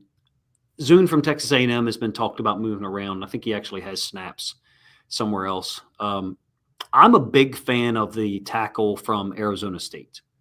Max, I think it's Ahinachor, I think is how you say it.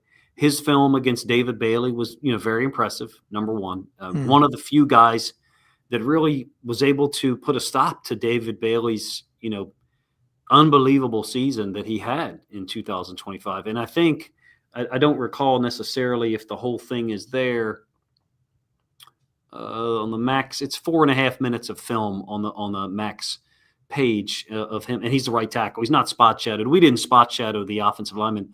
By the way, if you guys wanted to do a offensive line focus thing for the draft, I will give you a name and I'll send it to you later, Clinton. Chris Aguilera, who contributed to the site. Yeah, I see his name. Yep, there we go. Yeah, fantastic draft guy. And he specifically focuses on the offensive line. Ravens fan, mind you, but incredibly intelligent guy. I would highly recommend him if you wanted to do a standalone thing on the offensive line. I know that, you guys have your own stuff scheduled, but you're the second group of people that I've recommended him to. I couldn't think higher of his ability to evaluate offensive line projection moving forward. One of the Utah guys, I get them mixed up, to be honest with you sometimes. One of the two Utah guys has been talked about moving around, moving possibly to guard or even center. Well, I know Spencer Fano. I know he's supposed to go pretty damn high, right? He's supposed to be like a top 20 pick. And I've seen projections of maybe the Rams taking him with the Falcons pick, but he's suffering from the world of his arms might be the slightest bit too short. And now we have arm gate in the NFL because now all of a sudden, after how many years of doing this, now they're like, oh, they measured his left arm at pro day and his right arm at this day. It's like, what are we doing? Like what? Yeah. I give me the NFL where we don't know what a catch is. I know that NFL, and we don't know what a professional football play is. We push guys from behind. So I know that NFL, but now we're in the world, Adam, of we don't know if his arms are slightly too not lengthy enough. And oh, by the way, we can't measure them twice accurately. What's going on in this world, Adam? It's crazy, man. This is why I've always been kind of hesitant to get into draft stuff, because honestly, all the buzzwords and he was a half a tick slower here, or his left nut was half a gram lighter than his right nut. Like, I just don't care. Turn on the tape. What can he do? Does he kick ass? Oh, if he kicks ass, then draft the guy. Like, this isn't that freaking hard. Apparently, this poor fella here, levers not quite long enough. That was my favorite term from like 3 years ago. He's got what size? Totally agree. And then I don't know if you guys have seen it. There's a graphic that's like it's like stem and leaf plot stuff, which you probably just lost half your audience by me even mentioning stem and leaf. Sorry, but it's like it'll show like a player's measured arm length at like the Senior Bowl or something like that. And then their measured arm length at a pro day. So stupid. And then it'll show their measured arm length at like the combine. And there is this differential that you can almost kind of predict. It's like a 14 or 17% something drop, or I don't even know, maybe it's 27%. It's kind of ridiculous. I like Max a lot, to be honest with you.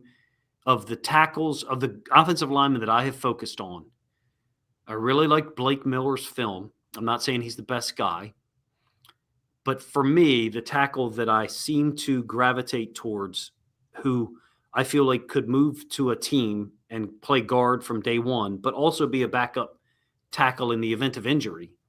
I know that this is not a popular person to mention because he hasn't been playing football very long. He's super athletic, great feet. I think very strong with his upper body, and he's got long enough arms that he's not ostracized. And that's Max Ahinachor, if I'm saying the name right. All of his time is spent at right tackle. I could see him being drafted by a team like the Ravens at 45 if he's there, and being a backup tackle for us, but also competing for guard. Maybe John Schneider looks at him and says, I can see a guard for this year at right guard. I'm not going to get into the whole Bradford thing with you guys. I'm aware of, what's going on. Hey, Super Bowl champion now. And he did his thing, but it's also like part of the deal. We're evaluating him. We're not trying to put a Seahawk down. He had some great reps. And if we're looking at where can we get better, that's an area where we could probably improve, and that's fine. That's okay. Right. Yep. I think Max is a better player than him. If you're talking about attack, because I think you initially asked a tackle who could move to guard. Who can move in. Yep, exactly. And that's not the name that most people would mention. He's just someone that I personally look at, watch him play, and say, I trust that guy. Yeah. Cool. All right. Awesome. So we've been through corners, we've been through edge, been through running back. I think we had enough guard / tackles. How about we end with a dealer's choice for you, Coach? Who is a player? Let's go from you're a Ravens fan. So if there's one dude that you would love for the Ravens to target, who would that be, and why is it him? And I don't mean with your first pick or things like that, the pick you were trying to give away for Crosby and stuff like that, but there's just a dude in this draft, and maybe it's not even Ravens, a guy you're like, this guy delights me as a football player. And who is it? Why do you like him so much? And where do you think he goes? Yeah, I mean, at this point, I'm glad you prefaced it or switched it up a little bit, because at this point for me, I hope it's made me better trying to cover different teams. I will say this. I felt like there was a time when I was trying to evaluate the game and I got to like, why can't the Ravens offensive lineman do this? Why can't the Ravens inside linebacker do this? And when I branched out and started watching Lions film after the 2022 offseason, it opened my eyes to some things. Immediately, I was like, holy shit, the Ravens offensive line sucks. Like, I'm watching the Lions guys do things that the Ravens guys can't do. And then when I had already done Boye Mafe videos, and I had already done Reek Woolen videos their rookie season. But when I intentionally said, okay, Mike Macdonald's there, I'm going to do some Seahawks stuff in 24. I hope that made me better because it made me a little more balanced evaluating things. Still going to root for my team, but of course. So to answer your question, I don't really look at it as just who I would like for the Ravens. The answer is one that I know is going to be controversial. My favorite player in the whole draft is D'Angelo Ponce. I watch him compete out there. And, oh, by the way, in the search function that you've got there, you can actually, if you go back for 1 second, you can actually, two things on that. You can actually search for the university. So if you wanted to do like Clemson for whatever reason, that's if you wanted useful. to torture yourself, you could, watch all the Clemson guys. Useful. Good. The other thing is what we would hope for next year's version is that we're going to be able to search for maybe in a separate box, evaluator. So like, for example, Adam, go see all his archive. Yeah, sure. 26 QB evaluations and then the 32 that he's going to give us for next year. Yep. D'Angelo Ponce. Nice. Do you guys omit or exclude corners who are 5'9" and small and light? I mean, if you do, I won't judge, but I don't. Personally, I don't. We had Trey Brown for a while, who was a smaller but capable corner. I was convinced for several years that he was going to end up being our nickel. Never panned out. But no, I mean, look, it takes all sizes, and sure. Do you want this guy against an X? No, you don't want him against a 6'4", 6'5" guy. But tell us more about the way Pons plays and why he excites you so much. I mean, he's just. Sometimes you watch guys play and you wonder if they know the play, right? And so what I mean by that is like, let's say it's a sale concept, and so you watch a reaction to it and you're like, okay, he had to know that play. But what happens sometimes, like whether it's sail or mesh or whatever, I mean, mesh is kind of easy to predict. You can look at the formation and pretty much tell. But some guys show it too early. And I'm not sure that I have the ability to explain what's the thought that's in my brain. Some guys show it too early.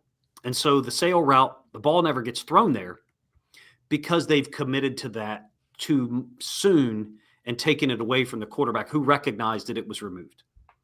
And then there's guys who we oftentimes as football fans say, oh, he's baiting the quarterback. Okay, I reckon there's a number line or a gradient there. I get it. I feel like D'Angelo Ponce is a guy who knows the route, but he's trying to make the quarterback think that he doesn't. I think he's advanced as far as his understanding. I think his size is going to play a factor in the NFL. Don't get me wrong. I'm not saying I think he's the best player in this draft. I'm not saying I think he's the best corner. He might be the 8th. I just watch him play, and I see a guy who I think is on fire to play football every single snap he's on the field. If he was 6 foot, 195 pounds, he would probably be illegal. And I think he just screams, for me, Mike Macdonald is still connected to the Ravens style of doing things, but he's a Seahawk, obviously forever. To me, D'Angelo Ponce is cut from that cloth. The Seahawks 2012, the Seahawks 2013, and other seasons that were fantastic defenses. And I think he would be a perfect fit. I just don't know where you get him. It's not 32. It's not 64. For the Ravens or the Lions, he works at 45 or 50, maybe. He's my favorite football player in the draft. I could watch film of him all day. I even went back and watched his James Madison film, and I was like, how did this guy not go somewhere? Well, I know how, because Curt Cignetti convinced him to come to James Madison. My nephew was actually recruited by Curt Cignetti to go to James Madison. And now we're like, he's at Vanderbilt. He's doing fine, great program at Vanderbilt. But we're like, you dumbass, why didn't you go to JMU? You would have ended up in Indiana and won a national title.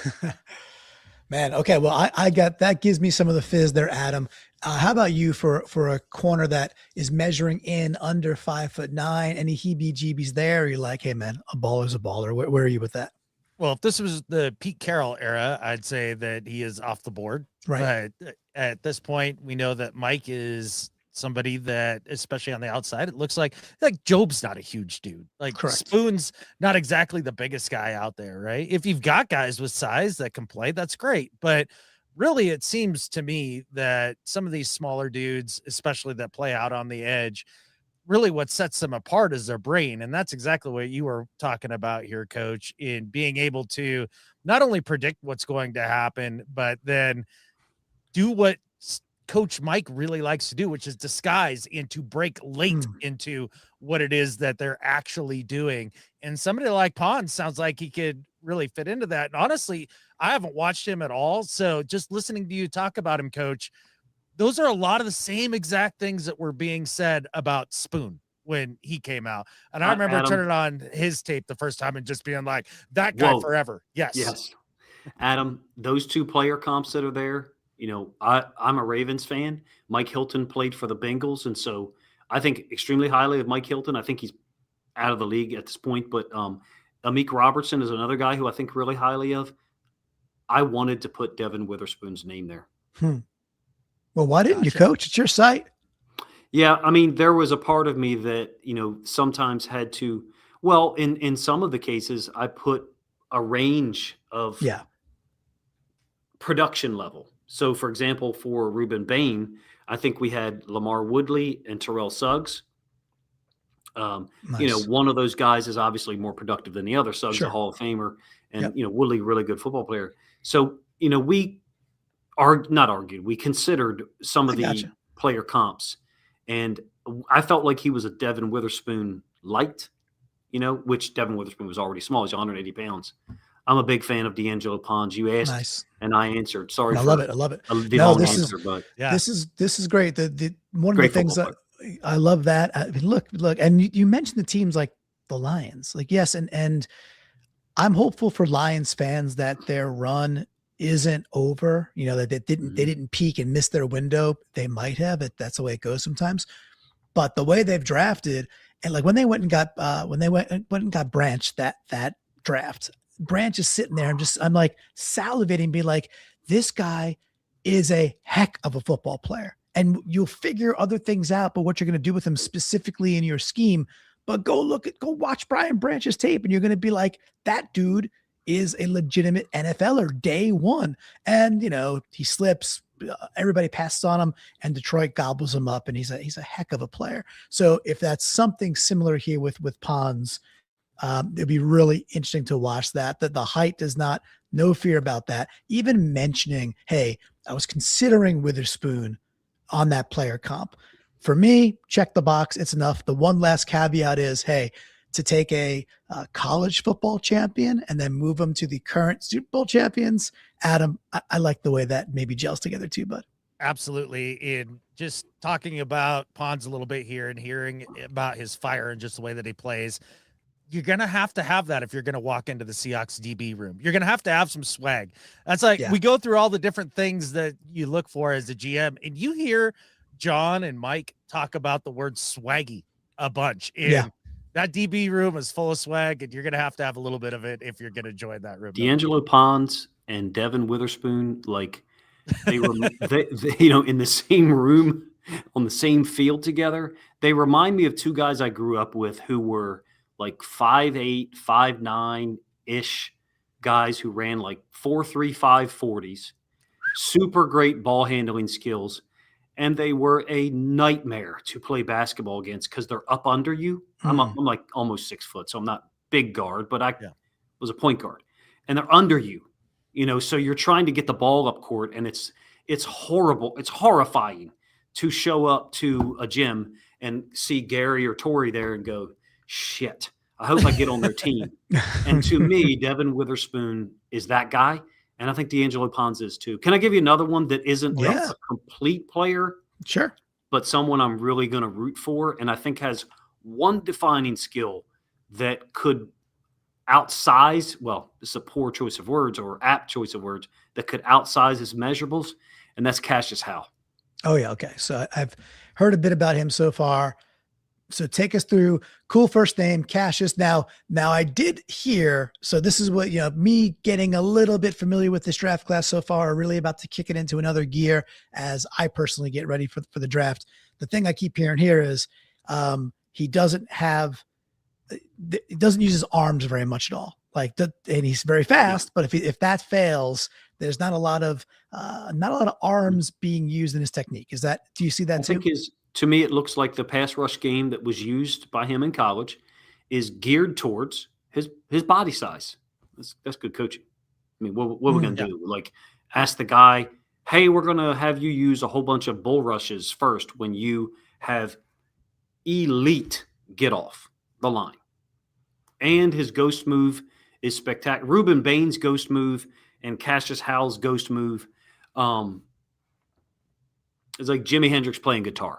It is the best of that particular move, that particular skill set. I'm not saying that Cassius Howell is like, an all-pro. I just think he's a guy that I will root to succeed for a lot of reasons. Number one, he's got a clearly defined skill set. Occasionally when you watch the film, you get like a direct sideline view from the All-22, the coaches, and so the camera is directly in the center of your screen. And so you've got D-line on one side and O-line on the other. And so you can slow-mo a little bit and see that Cassius Howell, defense over here, Cassius Howell his helmet's here and the rest of the D-line is here. There's just a huge differential between his get-off, number one. And then the ghost move to threaten off the edge. Do I think that he's going to be a 15-sack guy in the NFL at any point in his career? I would say like 30% chance that it actually happens. There's some limitations there. Super talented. There's a part of me at times that's wondered if he's not a great fit for like Detroit. Detroit drafts, they want these bigger, stronger defensive linemen, kind of like Adam said he prefers. But it's 3rd and 8. Cashius, go on the field, play like a bat out of hell. I don't know. Maybe it won't work out, but he's just someone I'm rooting for because I also am annoyed to no end with the whole arm length conversation. Ruben Bain, I have 2 people who I know and trust that are like, I think Ruben Bain might not be a first-round pick out of your fucking mind. I mean, like, let's do this. If Ruben Bain doesn't get picked by the first 31 NFL teams in this draft, you guys know who you're picking, right? Yeah. There's, so what are we doing? I feel like Cassius Howell for me is an overreaction on my part to that conversation. And I may be overstating his talent potential as a result. I would like to see him succeed, and he's a guy that I'll personally be rooting for no matter where he ends up. Well, the intriguing part that you lay out there for me is, look, the NFL is all about like, do you do something top, absolute best in the world at that, right? And his get off sounds like he could be in that very upper echelon. And then if you put him in the right scenarios, like you're saying, and if you get to a team like Seattle that really not just relies on, but really is geared towards, hey, we're going to make it hell for you to run the ball on 1st and 2nd down, so much so that you're probably going to start mixing in more pass attempts, and we're going to be sitting in nickel anyway. So good luck with that. But throughout the year, especially 2025, we put teams into 3rd and longs a lot. And then we got off the field, pretty quickly. And one of the things for Seattle that actually is still not a void because we won the Super Bowl and Chenna gets 7 and DeMarcus Lawrence gets 6, but we didn't have that dude off the edge who might be like a Nick Bonito. That's like the ball snapped and he's chasing down the quarterback from the blind side. And you're like, how did he get there so quick? Seattle doesn't have that dude. So with a team that is as well-rounded as Seattle is, Coach, maybe Cashius is a kind of a specialty player that fits a system and McDonald can unlock them. Is that a good line of thought from where you were taking it? And I think, to kind of illustrate your point is that Seattle could afford a Cashius Howell if you had a pick in the right range. You don't, right? Right? You're not taking him at 32 and 8 there, 64. Sure. But how many other Seattle Seahawks situations are there in the NFL? I think that as fans, some fans think there's 10 or 12. There aren't. There's 4 or 5. Right. I agree with that. Who could afford that type of specialization? But it's a somewhat ridiculous, not your question. It's a somewhat ridiculous conversation in the first place because you're talking about, elite level talent at throwing the ball, but other difficulties, mechanical or processing, is apparently going to get certain quarterbacks taken in the second round who, their play did not warrant it. I'm talking about Drew Howell, So there's this, it's annoying to see the differential in production. SEC Defensive Player of the Year, elite get off, great talent potential at one particular thing, get criticized, minimized by everything, and then Drew Howell with poor mechanics, poor decision making, and inconsistent accuracy as well get elevated. It's a little annoying. And I'm a defensive guy too, so I root for defensive players. For sure. I hear you. And all the things you were talking about with Al are totally true. And that's why, for me personally, Coach, when I'm listening to draft talk throughout the year or throughout this offseason and every offseason before this, and you start to listen to the consensus of the national media about certain guys, how they will just gloss over certain things for somebody like Drew Howell, right? Where you're like, okay, sure, I see the arm talent. That's great. But he's constantly throwing off his back foot and he has some boneheaded throws and he's a statue. And like, there's things that he can't do. Well, he's still this. Like, I can't stand that consensus mentality that seems to come out of every draft. And I think that's what's so cool about what you've done with everybody here at draftsignal.pro is the idea that you've got a bunch of independent minded people coming at all these different position groups with their own perspective. I think you really do get a better, or at least a counter to some of the national narratives that are out there that just get ridiculous with pushing guys way up and pushing guys way down when just look at the tape. It worked out, the way that, depending on what you believe, like the universe or God, in my case, I think intended it when there's a convergence of your interest level and your time availability, and then someone else's interest level, in this case, mine and Jen's, you get what we got here, which, I think outpaces, I don't have the reach or talent to be able to do this. It took a whole lot of people doing it. And so I hope we provide a counter. I hope we have. Oh, 1,000% you have. And the site is beautiful. Tell your friend Jen, like, just unbelievable work. I know she doesn't like to be shouted out, but this is. She's probably already messaged me and been upset that I mentioned her. Well, she deserves it. And I understand it's hard to take praise sometimes, but she has put together a beautiful site. And you guys have done great work here, and we really do appreciate you coming on, talking about the site, and going through some prospects with us and getting us juiced. I appreciate you guys. You guys literally just highlighted the site for an hour or more, and I mean, like, I didn't expect that. I thought we were going to talk about Seahawks stuff. I knew that we would, go over it to an extent. I didn't expect you, Clinton, to be literally using the site to talk about corners. So, I'm extremely grateful for you guys to do so. There's no revenue attached to this. This is just, we're trying to present something. I love the fact that there's people who have this opinion and then this somewhat different opinion presented next to each other, and there's no comment section for people to co-sign it, because we're adults. Most of us, all men except for Jen, attached to this project, and we should be able to disagree on things and then just move on about our business. And so it was a lot of fun. Really, really grateful to you guys for allowing us to go over this. I think between Jen and I and some others, we probably got a couple 100 hours work in it. Oh, it shows too. It shows. It's a good product. So everybody get on it. Draftsignal.pro, really, really cool tool. And it's going to continue to grow. It just feels good. It's easy to get around. Look, I couldn't navigate it as comfortably as I did without it being good, right? Otherwise I'd be stumbling everywhere, not knowing where to go, but little things make it cool. The searching, do I want to search by university or search by player? And you keep adding little features like that are really thoughtful. So you're thinking about how people want to get to it, and then plenty of good chopped up video, which is really, really key as well. So love all that for sure. Hey, we got one question at the bottom here, and it's from, was it Miko or is that, okay, it's MKAZ03 saying, what's more likely? So Coach, will throw it to you first. If you're John Schneider, more likely, who are the Hawks going to take, a defensive end, cornerback, or running back in the first round? If you had to lay a chip, where would you put it, Coach? I mean, I think running back is a need, and what you're going to get at 64 is not going to be comparable to Jadarian. I'm assuming that this, questioner is mentioning this because of Jadarian Price. I think he would be the guy at 32. I could be wrong. I don't think there's probably. I don't think there'd be anyone else there who'd be an option, right? Yes, I think so. Super talented. In some ways, occasionally watching Jadarian Price, he reminds me of Jahmyr Gibbs. So I could see that happening.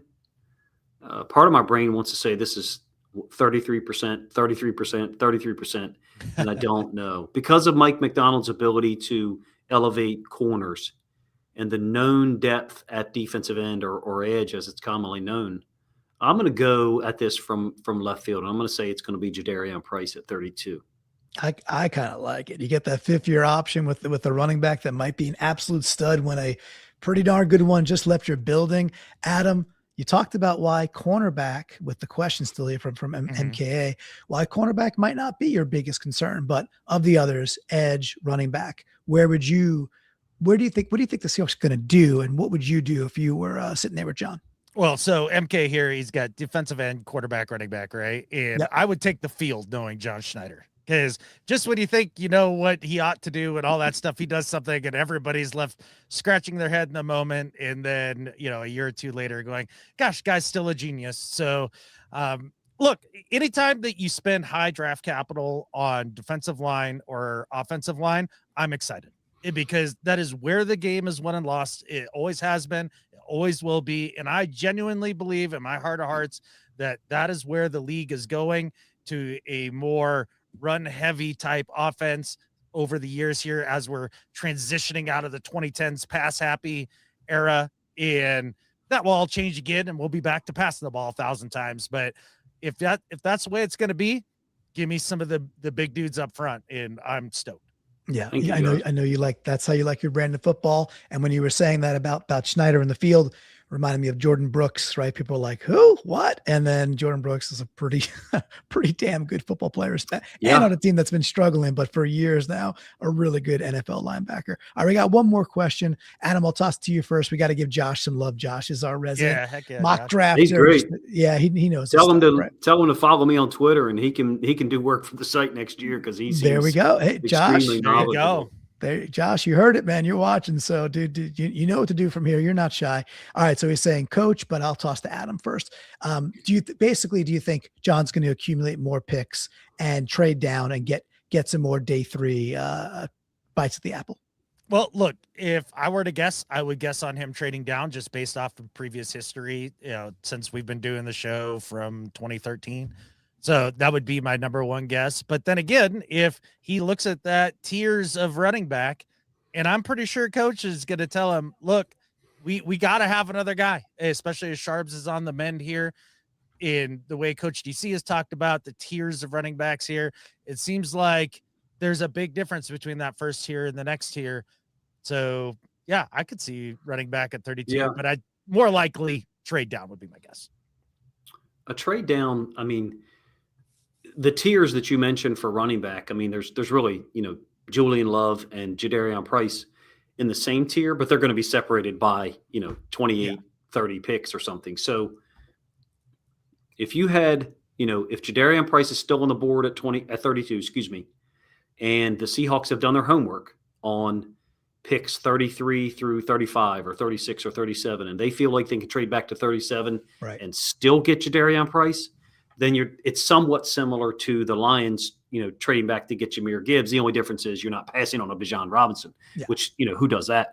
I could see that happening, to Josh's question, first of all. Second of all, I do want to mention one thing, that on the site, when you're looking at a player profile, there's a button in the top right corner. If you ever want to, if anyone asks you guys how they can help, share something on social media using the Twitter share button. It's if you want to do one, I know you guys are probably tired of me talking, but we're all she's good, built this in. Go to if you don't mind, go to a profile, player first. Yeah, sure.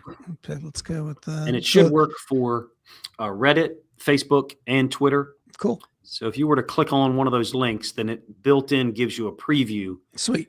Like, you'll literally see the Peter Woods profile as a snapshot underneath the link on Twitter or Facebook or super cool. Okay, the modal screen or the window in front of the screen and being captured by the screen share, but I see it, so I could add to it, and it just brings the unique ID over with it and takes you right to the profile. So very nifty, easy to do, makes it easy to say, hey, I love this dude. Go check out that 5-minute hype video at the bottom of his compilation that they cut together. Know why I like him.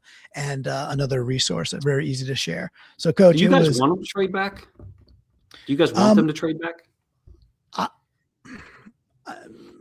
Nah, I would say if they don't, right? Let's put it this way. If they don't, I'm fine. To me, that means they have a dude they like and they want a chance at a 5th-year option, right? So if they stick at 32 and pick, I just think they're like, okay, we don't have a dance partner and there's a dude we really like and we just don't want to sacrifice not getting him. Similarly to the inverse of last year, when we started day 2 with the news that we traded up to go get Ebenwari, who was a dude that they were on the record saying we were considering him at 18. And now we know why, so that part for me is like, well, if they take a dude at 32, in spite of the lack of picks in the 4th and 5th round, they must've really liked that guy. Yeah. Right? So that's what indicates for me.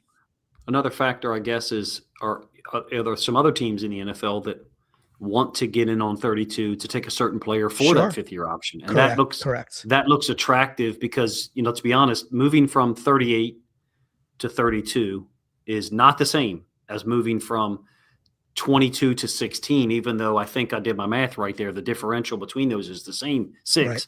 So I think that's a great question from, I think it was Josh. Yes, I think it was. There's a dance partner that is familiar to us that has high, they didn't have a very good year, the Titans. So the Titans have, and that's who we traded with when we moved up and we got Ebenwari, which they ended up taking. I think it was Kevin Winston, who was a dude that I really liked from Penn State, a safety that was really the kind of like missile type safety that I was hoping Seattle would take, but we took Ebenwari. It obviously worked out very nicely. The Titans are sitting there with like pick, whatever that is, 36 or something like that, right? High 2nd round pick. If they want to get into the 1st round because they're in complete rebuild mode and contractually they really want to do it for a 5th year, that to me seems like we did it last year with them, pretty willing dance partner, and maybe right in that range where we push back a couple of picks and John and Mike are like, hey, if either of these dudes fall to us, we are in love. But we also just got whatever they might have gotten a 3rd round or something like that, whatever it is that comes along with that swap. Yeah. That seems like a decent potential, at least in my brain, and a dance partner who we've done this tango with before. It's been a while as a Ravens fan, obviously. And I don't remember 2012, I was still coaching. So I didn't do anything to pay attention to the degree that I do now. When you've won a Super Bowl, do you feel like you're playing with house money in this draft? I don't get the sense from either of you two that you do. The hunger, to go back to back in this day and age would be amazing.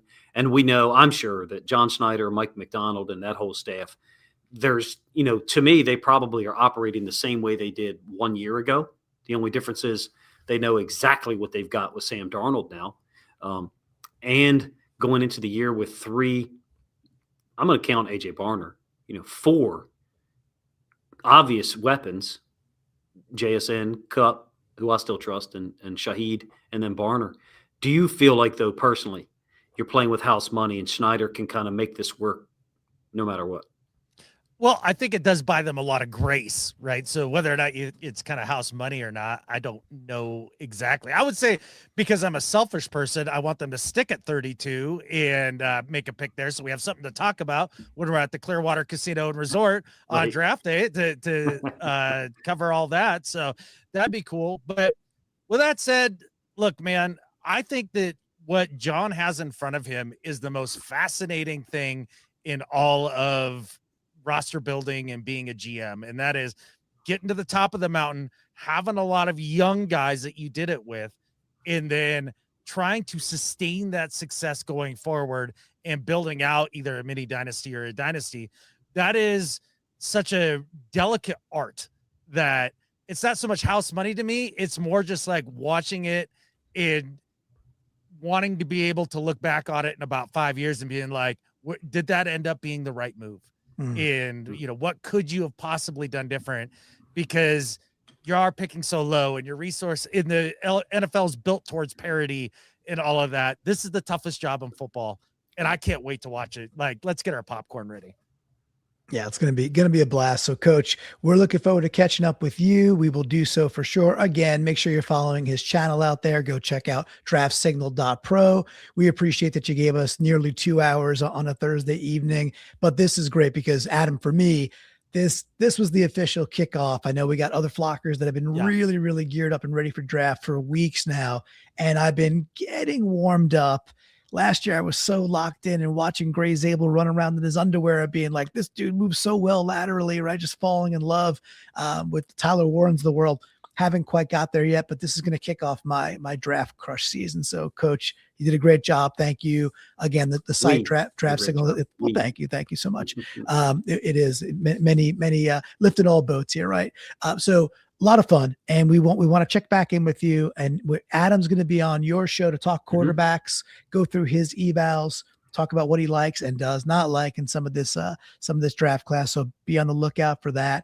And I think we said that we'll probably have a chance to talk, if not day one, maybe day two during the draft at some point. You're going to have a stream going. We're going to have a stream going, but we'll figure that out. It'd be really cool to have you on to evaluate how Seattle's doing at that point and to get your expertise again. So, but always, yeah, man, always a pleasure, and have a great rest of, there's really no downtime until the draft is kind of over. So enjoy the time for now. And we'll catch up with you real soon. Yeah. Appreciate it, man. You guys letting me come on and you, Clinton, yourself navigating and displaying the site, just super classy, helpful, and I'm very appreciative for that. So thank you guys once again. Perfect. All right, Adam, I think with that, hey, there's only one thing left to say. Go Hawks. Go Hawks.